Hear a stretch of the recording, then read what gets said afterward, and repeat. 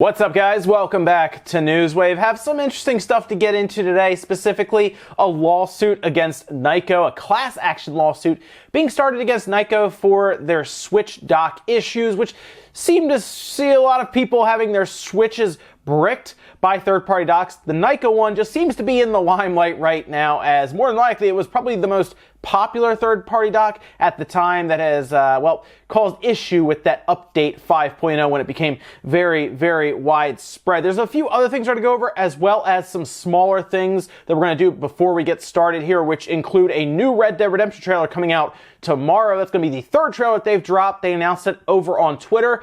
I'm hoping that maybe they show some multiplayer stuff even, but more than likely they're going to expand more and more on the single-player aspect, maybe save multiplayer for E3, but who knows? I've been surprised before. Just keep your eyes out for that tomorrow when it comes to Red Dead Redemption. If you're a big fan of the series and you just cannot wait for 2 and you need more information, I guess they'll put it on Twitter, they'll put it on YouTube, and we could see, what else they have for us there. There's also a weird thing that took place on the Nintendo eShop yesterday where Donkey Kong Tropical Freeze seemed to disappear off of the Wii U. Now, as far as I can tell, as of this recording, it has not returned yet. And of course, Tropical Freeze is making the jump to the Nintendo Switch, where it has been criticized for its $60 price tag because it was $20 now on the Wii U.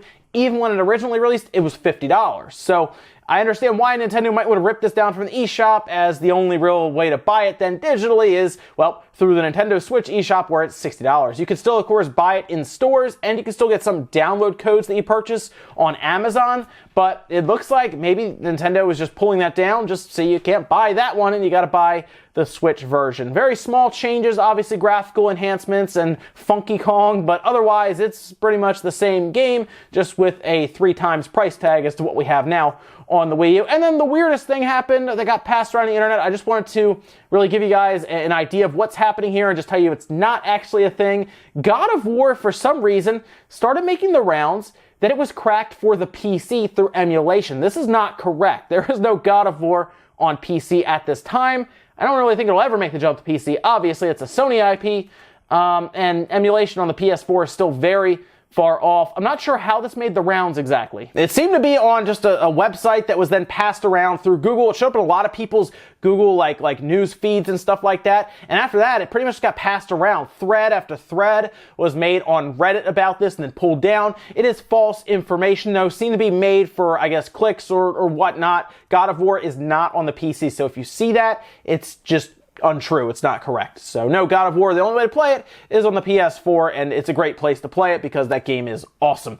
But with that, guys, for today, let's get started. So the Nyko dock has been going through some issues, to say the least, since that Nintendo 5.0 update for the Nintendo Switch. While it was able to be bricked, your Switch was, with that Nyko dock beforehand, there were much fewer cases of that happening as to now, where if you pretty much put it on a Nyko dock or any dock, even there have been reports of the Insignia one and Fastnail, it bricks your Switch, it seems. Like, it won't turn on anymore, and it seems to be a power circuit internal, a chip that is actually being damaged, a power IC management chip that is actually being damaged by these docks, because according to what many people have found, the Switch is not USB-C compliant with the standards that are out there. So even if these are designed around those standards, it doesn't matter, it's still damaged. Nintendo told everyone at this point, don't use a third-party dock, just buy the first-party docks, whether that's good or bad for consumers, because that first-party dock isn't cheap. That's just kind of the way it is now if you want your Switch to continue working well. Seems like not everyone's happy about this, as we'd expect, and it looks like, well, people are going to start going the legal route, and they're starting a class action lawsuit against Nyko. Now, this was originally reported by Kotaku, where they explained that last week a Switch dock owner for the Nyko Switch dock named Michael Skiathitis, sorry if I mispronounced that last name, they filed a class action lawsuit in the U.S. District Court of Central California, where they are not happy with Nyko, obviously saying that they were even aware, these are the allegations, they were aware of this bug, and they still put the dock out. Anyway, I'm unsure how they'd be aware of the bug since they put the dock out before update 5.0 came out.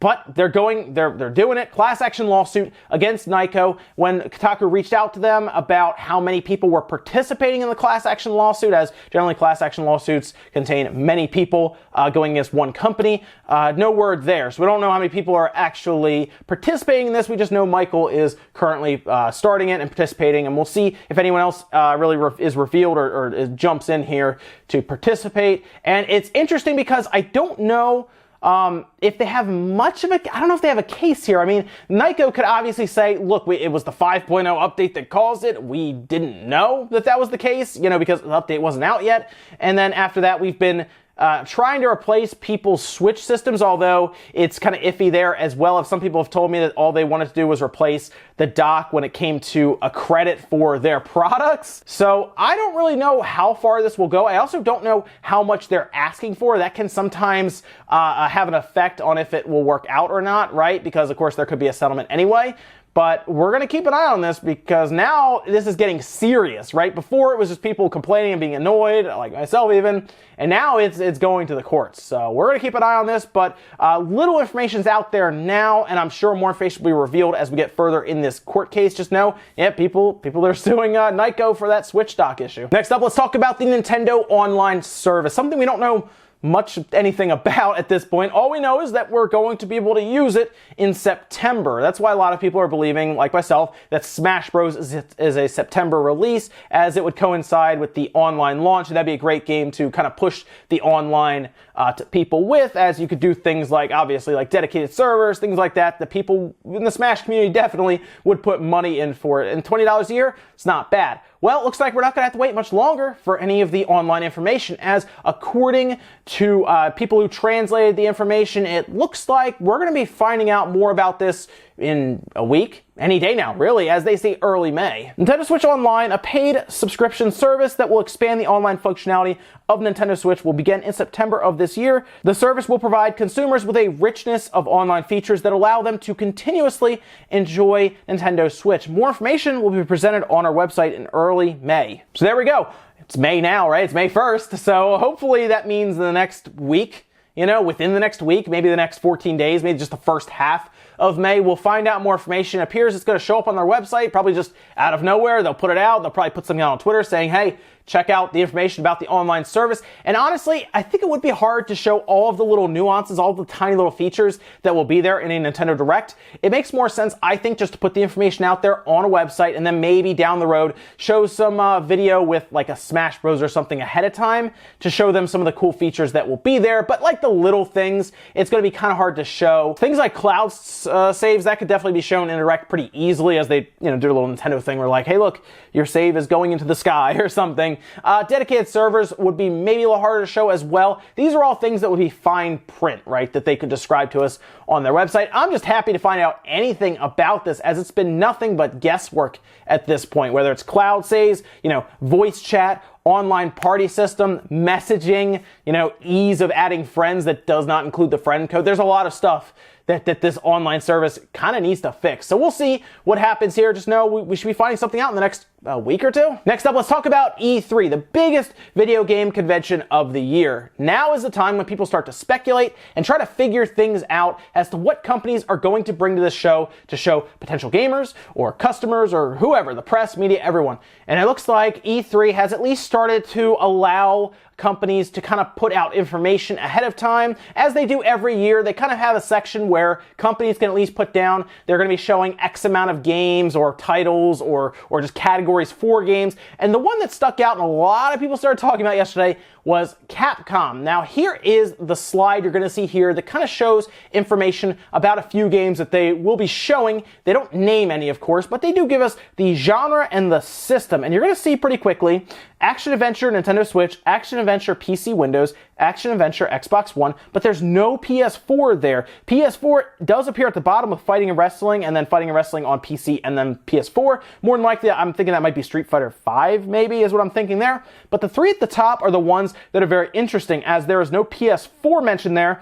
I'm thinking, if I had to take a guess, the Action Adventure could be Okami on the Nintendo Switch. It could also be anything else. I mean, seriously, think about it. They have a ton of IPs they could pull from. They could be Action Adventure. If the PS4 PS4 part was there, I would say that's probably Mega Man 11. But honestly, it could be anything. People were saying Devil May Cry could be the PC, Windows, Xbox One, but that would mean they wouldn't be putting it on the PS4, which makes no sense. They want Devil May Cry on everything they can get it on. The PC, Windows, Xbox One, if that is one game, and more than likely it is, since obviously we're seeing with cross-buy and Windows 10 being on Xbox One and PC, and Microsoft's, what they're trying to do now is get everything on Windows and Xbox. I could see Dead Rising, maybe Dead Rising 5. It's hard to say. The action adventure at the top of Nintendo Switch is anyone's guess, I think, at this point. But more than likely, it could be, I think it's going to be like a comedy they'll just kind of show off. It's hard to say. You guys will have to let me know what you think about this. It's E3 season, guys, so speculation's everywhere, so let me know what you think. Next up, let's talk about Xbox and Microsoft very quick.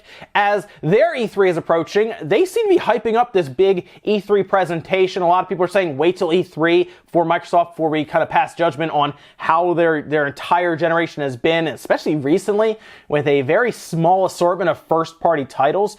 But it looks like they might be trying to branch out even possibly into the JRPG section, something we really don't see a lot of on Microsoft's system, right? Well, when asked on Twitter about possible JRPGs being a part of their stage presence at E3, Phil Spencer answered saying, "As of now, yes, things can change, but like last year, I wanted to make sure we supported our Japanese publishers on our stage, and this year we are working to do the same. It's important to us." So Microsoft is kind of in a weird spot, right? They don't really have a market for JRPGs, but if they want to build a market for JRPGs, they need to bring JRPGs, or just RPGs in general, to their system. They do well with the shooting genre. They do well with the sports genre, right? It's a very American system. And JRPGs would sell well or even better in Japan. Although, to be fair, that otaku generation is definitely, that interest is definitely coming here to the West with the US, with things like Disgaea actually selling better here in the US, or even just anywhere else but Japan. It sold much better here than it did for the Switch and even the PS4. So I do think Microsoft could sell Japanese RPGs on the Xbox One, but they need to at least make an effort. And that's kind of where it's a weird thing for them, because they can't guarantee that they'll get their money back for that game, since nobody really buys the Xbox One in Japan. But if they want to sell Xbox Ones in Japan, they need to have games that would be interesting to them in Japan. So it's this weird thing. Microsoft would definitely have to put the money out to get the people to buy Xbox Ones. A big game that's only on the Xbox One and maybe PC that they put out in Japan, that would probably get more than 100 to 150 people a week buying Xbox Ones, but they got to make the move. Maybe they'll do it here at E3. And in our last bit of news, let's talk about the Atari VCS, formerly known as the Atari Box. And yeah, it's been going on for a while, got delayed at the last minute, but not only do we have a clear-cut date, according to them, for pre-orders, we have a price, and we have a lot of specs and stuff that they at least gave us. Now, we're still missing hardware specs at a motherboard level, but they told us some capabilities, some extra stuff that it will be able to do. And they also told us a little more about the selection of games that will come with the system. This was actually all detailed in an email that I'm showing you guys here. They sent this out to people who are interested in the Atari VCS, and they start there. Pre-sale opens May 30th on Indiegogo. That's going to feature a limited Atari VCS Collector's Edition. It's the one that's retro-inspired with the wood front, certificate of authenticity, or you can, of course, bypass that and go with like the all-black and kind of orange one that they showed us, which is pretty cool. That's the Atari VCS Onyx model. That's going to start at $199 for early bird. Otherwise, after early bird, it's going to go up to $249.99. The classic joystick they showed and the modern controller will also be available to order. Sounds like that's going to be separate from the $200 box. And they're going to stick with Linux. And it sounds like it's still going to be open, which is a mistake, by the way. I don't know why they would do that, but they are calling out to people here, create or port your own games and multimedia content. And they are including, according to them, many popular modern titles, more than 100 classic games in the Atari Vault. I have a question about this, which I'm going to come back to, but you can see them say, play all-time arcade and home entertainment favorites like Asteroid Centipede, Breakout, Missile Command, Gravatar, and Yar's Revenge. They did show kind of a little sneak peek at this with someone actually playing it on a TV. My question to Atari that I asked them on Twitter, is the Atari Vault an actual is it a cartridge, an SD card? Is it something, a code, something that comes with it that means you get those 100 classic games, you get them straight up when you buy the Atari VCS, it comes on it? Or is that an app, is the Atari Vault an app where you can then log in and then buy up to 100 classic games separately? That's my question. It's worded oddly here. I'd like to believe that it comes with all of these games on it like natively, but it's hard to say from the wording. Down from there, they do a little more detailing about some of the capabilities of the system, saying they have partnered with AMD. They are providing a custom processor with Radeon graphics technology, something I've been kind of talking about and speculating about. The Atari VCS platform will offer 4K resolution, HDR, and 60 frames per second content on board and expandable storage options. So it's going to have some kind of storage on board, and then an SD card. Obviously, it can go into the back.